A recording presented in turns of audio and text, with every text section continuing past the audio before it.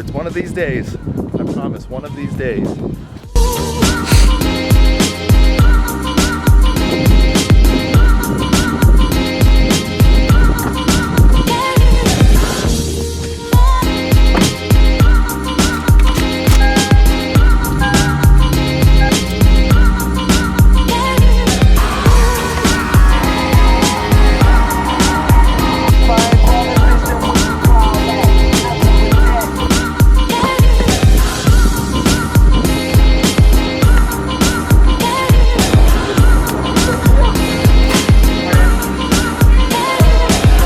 Hi, good, how are you? Good.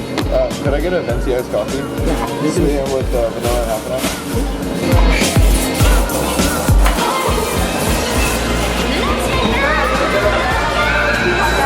Appreciate that. Yeah, you have a good one.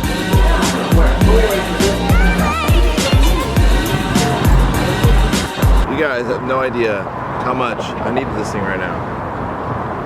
Welcome back to another video. I've been trying to get back in the habit of making these again. I took a break. I was apartment searching. I was doing a bunch of stuff.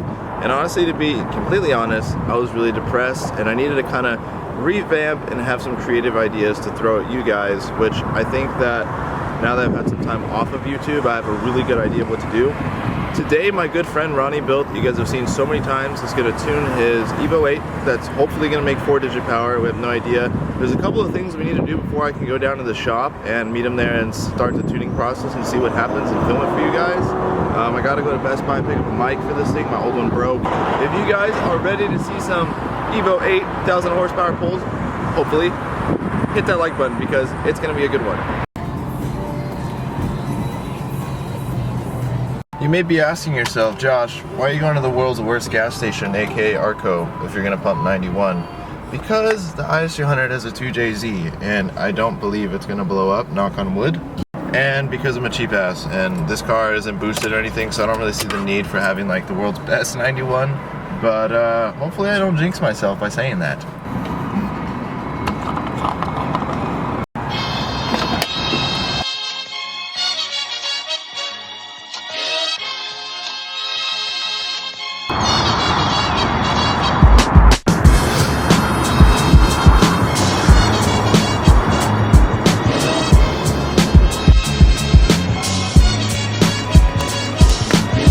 Time for the audio to get better in 3, 2, 1. Alright, in theory it should sound better. I don't know if it actually does or not, but I'm stoked I got the mic. I'm still running around like crazy doing a bunch of errands. And then I'm actually going to take you guys to meet someone that you guys have never met before. I've wanted you to meet this person for a very long time, but I've been very secretive and holding back. And this year, especially with this channel, while I'm like revamping everything, I want it just to be super transparent with everything, not only car stuff, but also my life in general. I get a lot of really nice emails and messages on Instagram about transparency, and I've even talked to people about really serious topics like dealing with depression and other things, and I realized that a lot of the people who watch these videos are all into cars, and that sometimes just watch for motivation that they draw out of these videos into their own life.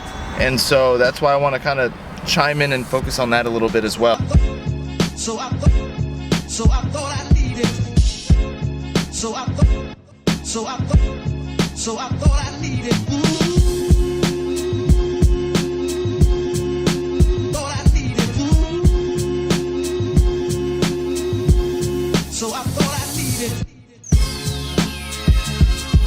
Finally, I can stop driving everywhere, and I got to my appointment right now where you guys are gonna meet my good friend and counterpart that's been helping me through some of the deepest shit I've ever been to in my life, part of my language. I really need this session right now. This appointment means so much to me.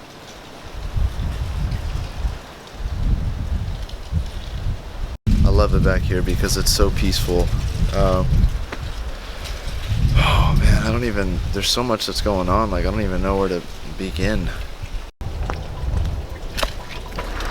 I think this is good. You sure? Yeah, I guess I could roll. Yeah, this is good. If that's okay. Yeah, this is good. Alright guys, this is Randall, my therapist. Hello.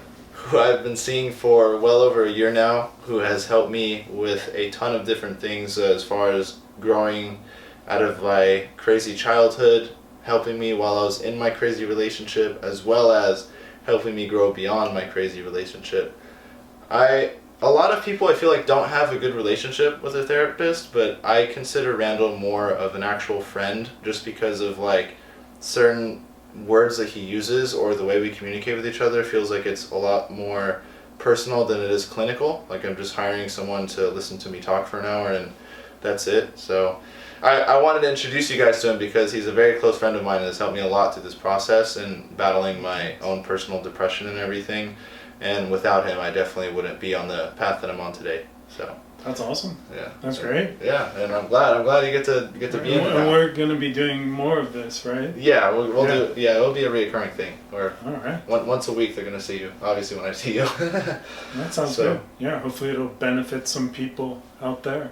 Yeah, definitely. And being transparent, because a lot of YouTubers like put on this false, I don't know, for perception that everything's happy going, you know, or life is perfect. Yes. They have money, everything's figured out, and it's almost like a TV show. Mm-hmm. But I want this to be a real TV show where I have my own issues and I'm not always happy. Yes. Like that's like a sense of realism where people can relate to that.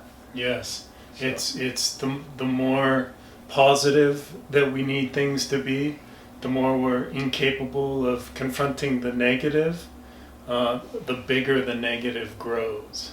Right. So. Exactly. So that's good. So you've done a good job. Thank you. You've done a good job. Thank you. And I also love Randall's space here. Like I love all the artistic stuff. I just want to show them real briefly. This is like a cool creative space. Yeah, I love this place. It's awesome. And I love spending time here. Show that little poster. Shovel your way out of the shit and into the truth. That's the key. That's awesome. A session. Yeah, that's true. What I do before bed. Okay, well, thank you, Randall. Thank you for being in the video. Yeah, I appreciate it. Until next time. Okay. Okay, thank you. Good. Take care. Ooh, I feel so good. You guys probably could tell in the beginning when I was talking and I just got here that I had so much anxiety and everything. Randall, again, has helped me out so much. I was so fearful about going to therapy before I started going because I didn't know if it was going to help me out. I have a lot of stuff that I, accumulated, like bad things as a kid, as far as depression and other things that I'm currently working through. I show you and talk to you guys about this because, again, so many YouTubers put on this like false perception that their life is fine and dandy and that there's nothing wrong that goes on, their life is perfect, they make a ton of money, and that's it. I, for one, do not want to be one of them. I think that is extremely lame, that life is a bunch of ups and downs and that life is constantly a struggle, and it's important to capture both the good times and the bad times. Now we are going to head over to 5150 and hopefully watch an Evo 8 make 1,000 horsepower on a dyno, which is going to be very fun, and I'm excited.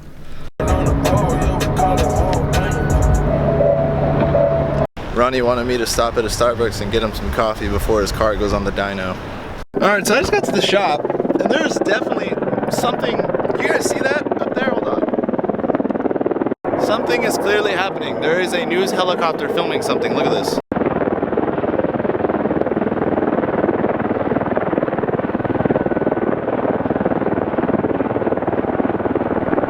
I'm not surprised. Santa Ana, California ain't exactly the prettiest part of SoCal.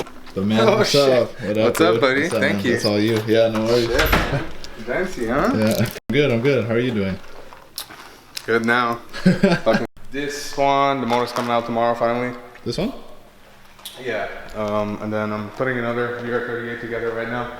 Well, until we actually start getting on the dyno, because as soon as that happens, then I'm just gonna, be over there watching, fuel pressure and stuff, and just watching for stuff while John does his thing. Right. Needs any help or whatever. Nice. But I'll show you. I have it partially assembled. What's up, dude? How are you? Good. What's up, Good to see you, man. Good to see you. A minute, dude. How are you? Hey, what's up, man? What's up, dude? Good to see you. Pretty good. How's everything? Good. This is another Evo 9 motor that we just wrapped up. Oh, that thing's beautiful, dude. 9-to-1 compression on 19s. Just waiting on the head to get back on the machine shop now. Just get a valve job. So what we do is we send it out and they check like the valve seals, valve guides, make sure they're not worn excessively. So that's what we're waiting on for that motor. VR38. The pistons and rods are already assembled. Ring gaps are already measured. Rod band clearances are measured. So all we got to do now is just check the mains and throw everything together. All right. It is. So I should probably grab a light, but they're all out of battery. So here it is, man. Just waiting for John to come, and I mean I already broke it in the way I was explaining to you guys, just on my lift. I did 2 oil changes. It's basically 0 smoke at idle, even when you rev it up, whenever it's building vacuum. Did a compression check right after, 195 all across. So, you know, it's sealed up pretty good.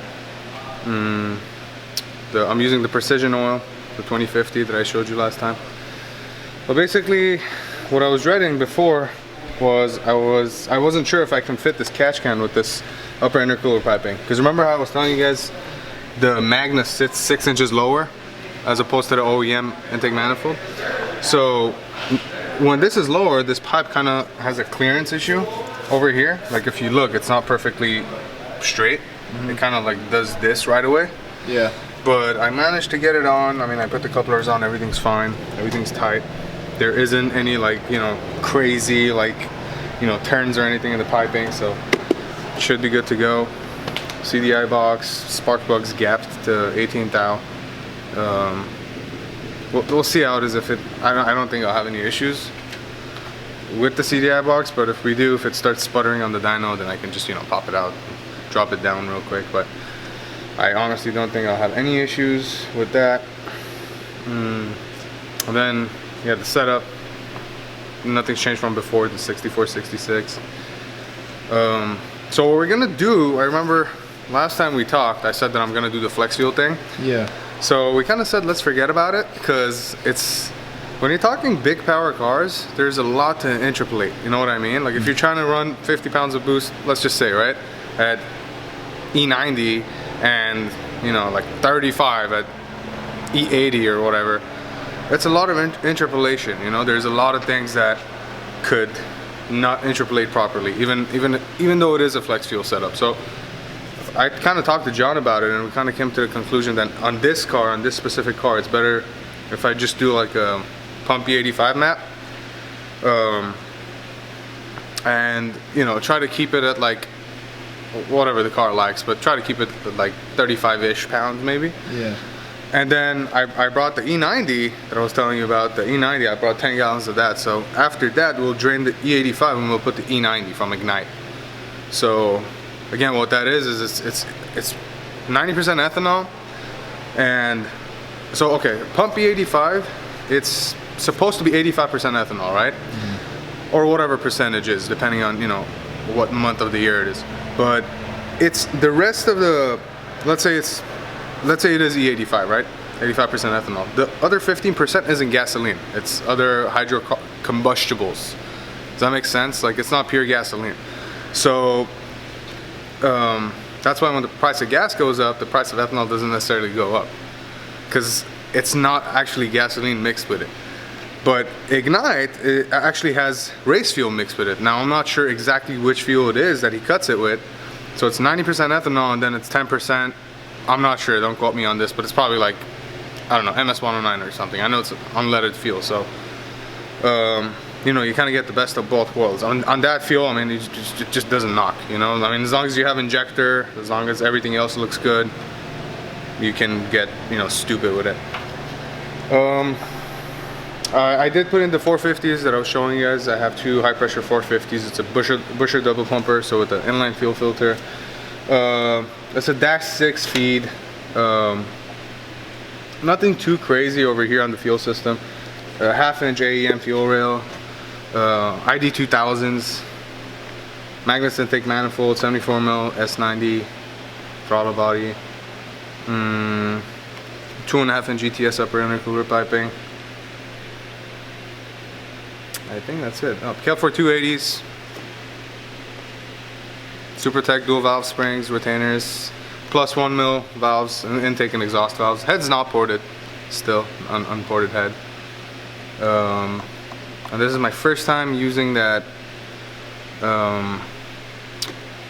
what's it called? I forgot the name. Forgot the head gasket name that I used. It's a new head gasket that I used, but it's a very common. Anyway, I'll tell you later. You can add it in there. Okay. But Yeah, that's pretty much it. So the only thing is I just gotta set fuel pressure, because right now it's still on the AEM 4-bar tune. So I have a 5-bar in there and John hasn't touched it yet. So it'll start up and it'll operate, but then like as soon as it starts warming up, it'll start like the scaling's off pretty bad. So it'll start leaning the fuck out. So I can't really, what I did is I actually cranked up fuel pressure. So for the time being, you know, I could pull it up on the dyno and do a heat cycle and everything. So I cranked it up to like 55 PSI base pressure. Most likely we're gonna drop it down to 45. And then, I know on E85 I won't need it, but on E90 we may need to crank it up a little bit depending on, you know, if I'm running out of fuel or not. That's another reason why you run a fuel pressure regulator. So the two reasons. One is, usually if you're, you know, throwing a lot of boost at it, the OEM fuel pressure regulator will actually not be able to supply enough fuel, so it'll be like erratic. So, you know, it kind of makes tuning difficult. And there's no adjustability. So let's say you're at 100% injector, let's just say, right? And you're at 45 pound base pressure. Well, you can't really do anything about that. But if you have an adjustable fuel pressure regulator, and if you bump the base pressure up to 100, up to 55 instead of 45, let's just say, now your injectors are going to operate close to like 90%. So you get what I mean? It's kind of like it's a way to basically suck like every bit out of your fuel system. It's something good to have, obviously, on a big power car. Previously, I was on the stock one. Yeah, then recap of the motor. It's a 2-liter shelf CP pistons, uncoated skirts. My R&R I-beams with 625 plus custom-made ARP rod bolts. Head studs, custom-made 625 ARPs again. It's pretty simple, man. I mean, it's pretty much an off-shelf build. I don't have any special parts in it. Nothing really custom. It's a pretty quiet motor. I mean, 4,000 piston to wall is not, you know, the loosest, but it's not really tight. But it's pretty quiet. I mean, the idle's at 800 RPM. You can't even tell it's a built motor, you know. Which is what you want, you know. Which is what you want. You don't want it to be super loose, because then basically the life expectancy of the motor goes down dramatically. High compression, so I can drive it around whenever I want to. It won't be super laggy. It's still, the power probably won't come on until 6 grand anyway, just because of, you know, it's a gigantic turbo on a 2-liter, like I always say. Yeah, and then I have that stock transmission. I kind of shifted into all gears, like just driving here. I'm like, oh, I wonder if like any of them are, any of the synchros are fucked. Because I remember the guy was telling me he's like 3rd gear synchros grinding a little bit. So, I mean, I put redline, I put 2 empty 90s and 1 MTL, and I mean, he had OEM fluid in it, so I don't know, it might just be that it was kind of notchy because of that, or it can be that if I try to, you know, high RPM shift from 2nd to 3rd, it might, you know, grind a little bit. But honestly, guys, that's like the least of my worries right now. I just want to fucking see what this thing does. So if you guys notice on my oil dipstick, right, I have this spring on there, okay? That's a dipstick hold down spring. And I also have a zip tie on it. Now the reason I have the zip tie is because this isn't the OEM manifold. If it was the OEM manifold where the dipstick basically sits, this will be a super tight fit. If I put the spring, it will basically be impossible for me to pull it off, right? But with this spring on the Magnus intake manifold, I could like easily pull it off. So I actually put a zip tie on there too. Now the reason we do that is because again, it goes back to like how loose you build the motor and everything, but on a built motor, or any motor rather, when you start throwing that much boost at it, okay, first of all, every engine has blow-by, okay? Blow-by is when the combustion gases go past the rings, past the piston, and into the, basically, into the oil pan, into the crankcase. So the more blow-by you have, the less power you'll make, because it's fighting directly against you. Like the piston's trying to come down and there's already crankcase pressure on the bottom. So you try to alleviate as much of that blow-by as you can. One of the ways you do that is obviously a catch can, you know, good efficient catch can system. The second way, obviously, build the motor a little tighter, because the more boost you throw at it, let's say your ring gaps are super loose on one motor and super tight on one motor, the tighter motor is obviously going to have a lot less blow-by. But there's a sweet spot. you know, you gotta obviously know what kind of ring gaps to run and everything. That's kind of what we talked about last time. But with this setup, it shouldn't be an issue, but just in case I put that on, because if it does start pushing through, and so what happens is if you don't have that on, it'll actually blow the dipstick all the way out. And it makes a big fucking mess, dude. What is that, like a Hellcat? I don't know, it sounds like it. I got you, buddy. That's why I have that there, in case somebody was wondering. Again, it shouldn't even be an issue, because it's not a super loose motor. But I just put that there so it doesn't make a big fucking mess, because once that happens, hot oil gets everywhere and it's fucking impossible to clean, bro. And just the dyno gets all messy, and it's just something I can avoid right now, you know. Our man Marco, he detailed the shit out of my car. This thing was fucking flawless, man, and it kind of sat for another 2 months, and now it's dusty again, but like it's already like it already has color again. Like I don't even want to like touch it. I just want to like clean the car and drive it, hopefully. So he did a great job, man. This thing didn't look nice at all, and he basically didn't even take him that long, man. This guy's a fucking talent, I tell you. But yeah, and as far as the filter goes, I was gonna put my old filter back on, but what I'm trying to do is I'm most likely gonna cut this like a few inches back, put a big ass K&N, a big ass cone K&N. The bigger it is, obviously the more flow it has. I mean, I know it's kind of common sense and somebody's gonna make fun of that, but it's the reality of it is, I mean, you either don't run a filter or you run the biggest one you can. You know, if you put a fucking stubby ass filter, it's not gonna flow much.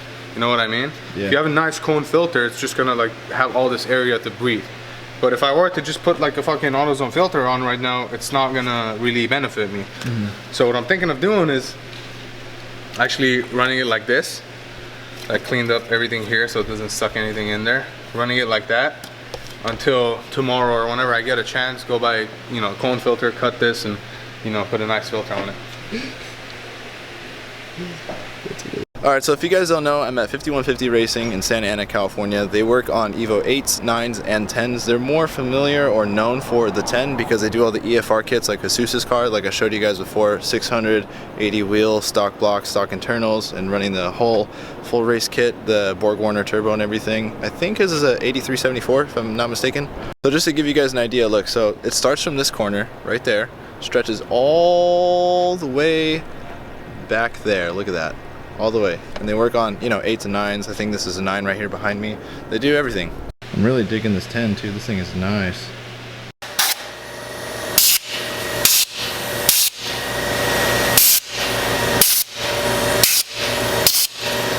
So the VR38s, they have this liner called Alu Seal. So what it is basically it's like, I don't know exactly how they do the treatment, but it's a treatment that protrudes like 10 to 20 thousandths in the cylinder. So once something happens to the bore, you can't fix it. It's pretty much done. So that's what happened with this guy. The Nicosil actually, or the Alu Seal bore actually started melting. That area started detonating. So the piston got damaged, and that, like you could see that like a layer was gone. So there's no way you can actually repair that. So what we did is we got him a new block. You know, we measured the pistons, we measured the bore. So I think I remember I was mentioning last time or 2 videos ago that these aren't, again, from the factory, they're not torque plated, and you can actually order graded pistons from Manly, and you just, you know, measure the bore, and then based on the bore you go on the GTR manual and it'll tell you what size pistons you need to get. So it's based off of grade, so grade 1, 2, 3, and then that will basically indicate the bore size difference. So these are grade 3s, GR3s we call them. So with the GR3s, with this current bore size, that's about 3 thousandths piston to wall, which is more than enough for what they're trying to do with this car. And then Manly pistons, you know, just off-shelf stuff, but they work perfectly fine. What I do on these motors is I actually use OEM bearings. So again, I'll go based off of the chart, I'll measure it, and then I'll order the bearings that basically they recommend. Every single bearing, both on the mains and the rods, were identical. So I mean, I've never seen anything like it.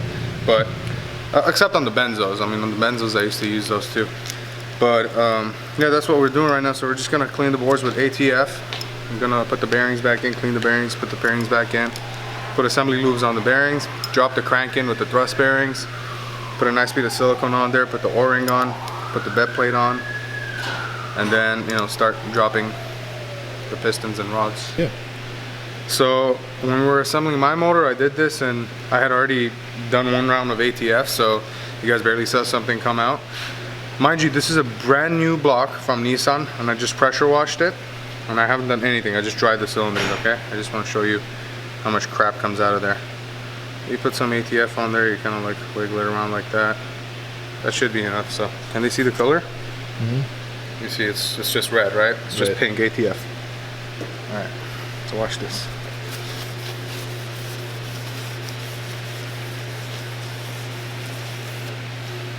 Oh yeah, that's dirty. What color change? That's black. Yeah. That's bad. That's not good. Yeah, so obviously you don't want anything like that, because if there's something in there, I'm not saying necessarily the engine's gonna have a failure. It's not gonna be the case. The rings aren't gonna seat right away. And that's what you want. You want to start the car up, you know, ideally you're watching air fuel ratio and all that. You're watching fuel trims and all that, if you have a computer. And that's gonna affect ring seal. That's just the bottom line of it. You gotta make sure the cylinders are clean, rotating assembly is clean. There are some things that don't need to be spotless, but the bottom end isn't one of those things. The bottom end, always, dude, like you just gotta be careful, man. I mean, before I drop a piston in, I shine a light in there. If I see like a lint or something, I'll clean the whole thing again. You don't want anything to be there. But you take these precautions and they perform the way they're supposed to perform. So Mr. Ronnie Bill's not building GTR motors or Evo motors. He's eating a lot of pizza. Look at this. Every time I come here, it never fails. don't get fed, bro.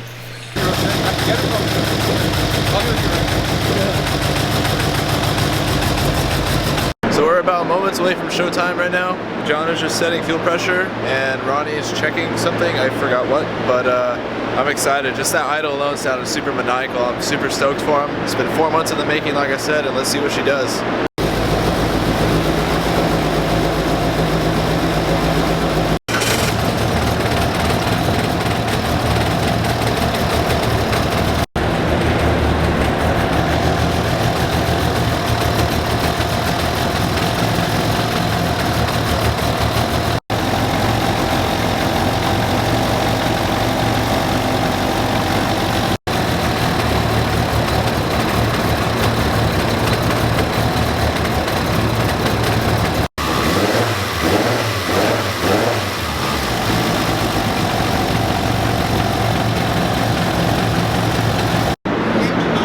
Mom, keep your fingers crossed, please. You're gonna be on YouTube, by the way. Okay.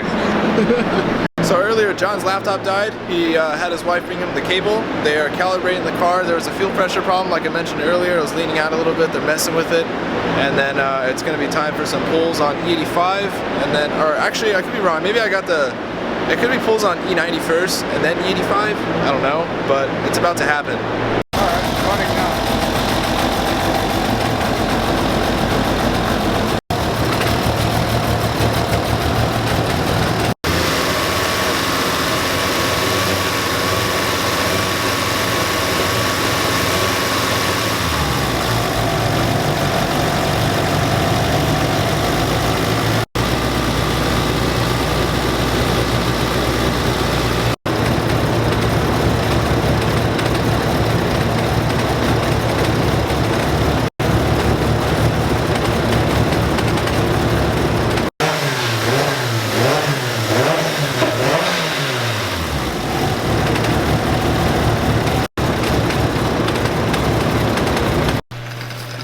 E90.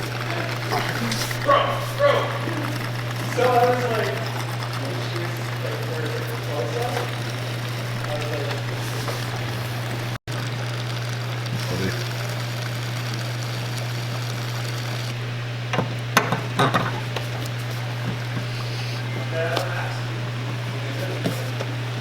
Number 2.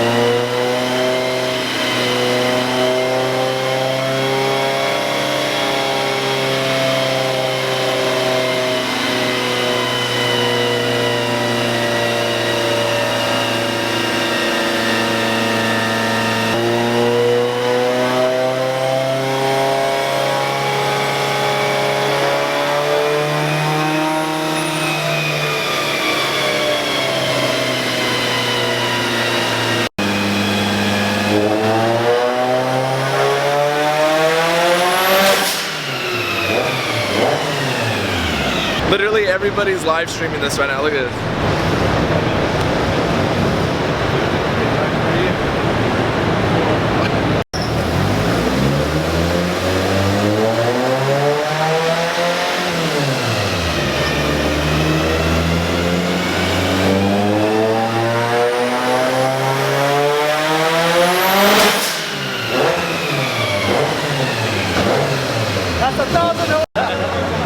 That was 1,000 horsepower pull right there? 1,000 horsepower pull? What do you think? What do you think? It's in the video. It's in here.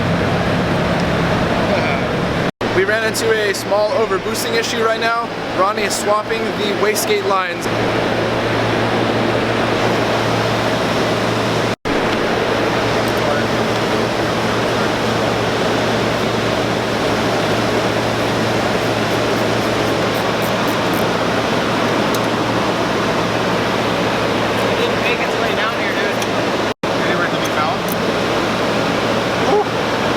Careful. That was 38 pounds. That was 38? I have another washer if you want it. Can you please? Yeah.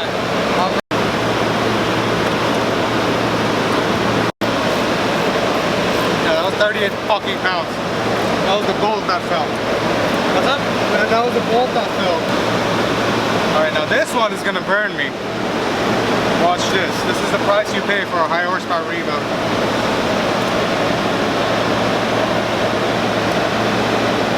Yeah, so as much as you can.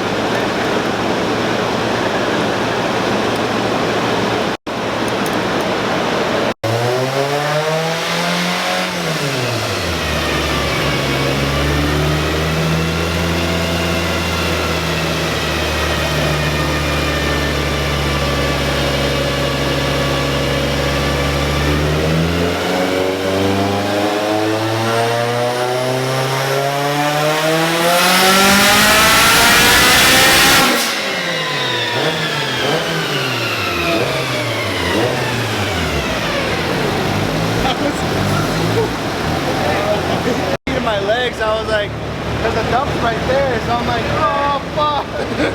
At a certain RPM, I couldn't hear anymore. I literally stopped hearing. Here's all the shit right here on my fucking legs, man. As soon as that dump over there, yeah.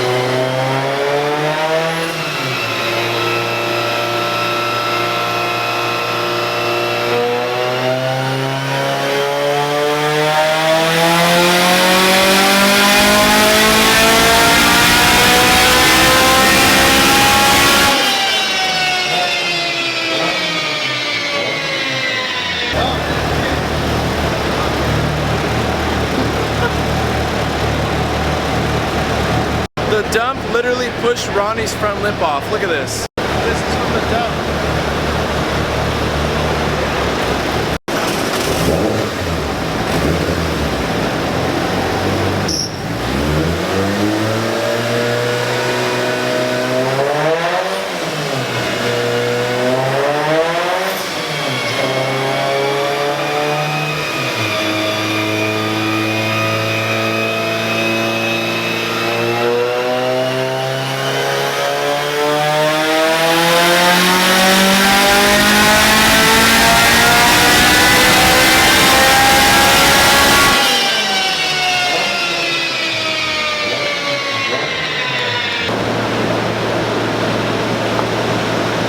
God, I literally cannot hear because of that dump tube is so loud. I gotta use the bathroom super bad though. Pretty warm. You can grab it.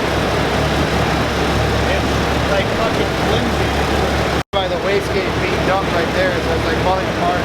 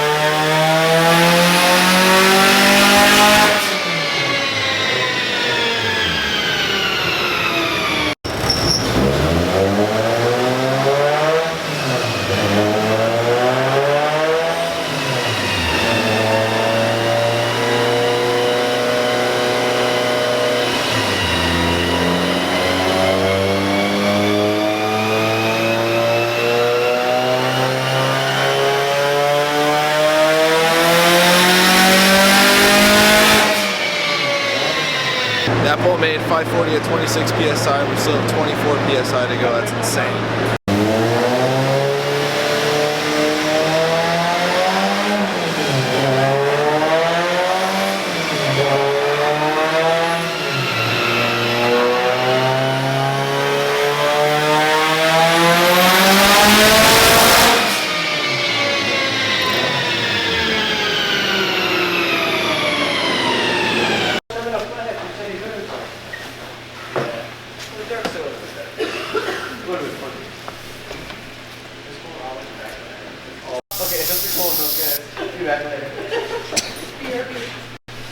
The dump is what you guys saw the spark from. Oh, really? Yeah. Getting rid of all the boost? Where the fuck did you dump? No bumper on this. I know. Oh, here. It's a quick disconnect. Alright, so we just had a big mishap happen. The lower radiator hose decided to let go because the clamp wasn't strong enough. Now, for a second, we thought it might have lifted the head, but we initially spiked to 38 pounds and it didn't, and these head studs have held 51 pounds before, no issues. So yeah, we put the hose back. Now we're filling it back with coolant. Still in the game. Try to somewhat bleed it.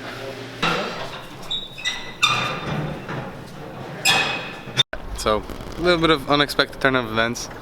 So we basically blew a head gasket, lifted the head a little bit. It was only at 36 pounds, so O-ring the head this time around.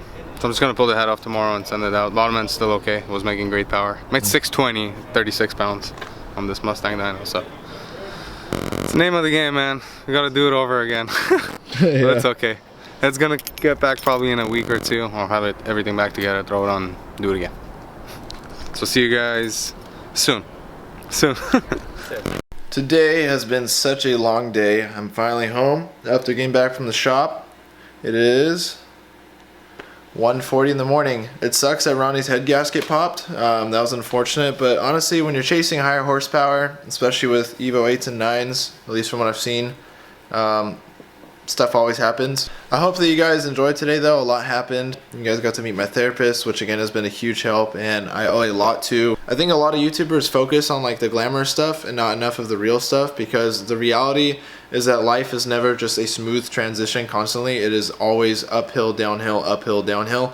And I think that by showing that aspect of my life, I think a lot of you guys will resonate with that a lot and find motivation in your own lives, which if you guys know me and know why this channel started, it literally was just to share segments of my life and like grow as an individual on camera so that you guys possibly could get something out of it and also grow and chase after your own ambitions as well. There are people that when I started this YouTube channel were in my life and currently aren't anymore, and that is for good reason. And I know that everything happens for the better of things, and I just got to stay focused and surround yourself with positivity, and I highly encourage all of you guys to do the same. So if you guys enjoyed the video, please drop a like, drop a comment. You can follow me on Instagram and everything in the description down below or on screen, and I will see you guys all in the next video. Peace out. You're the best.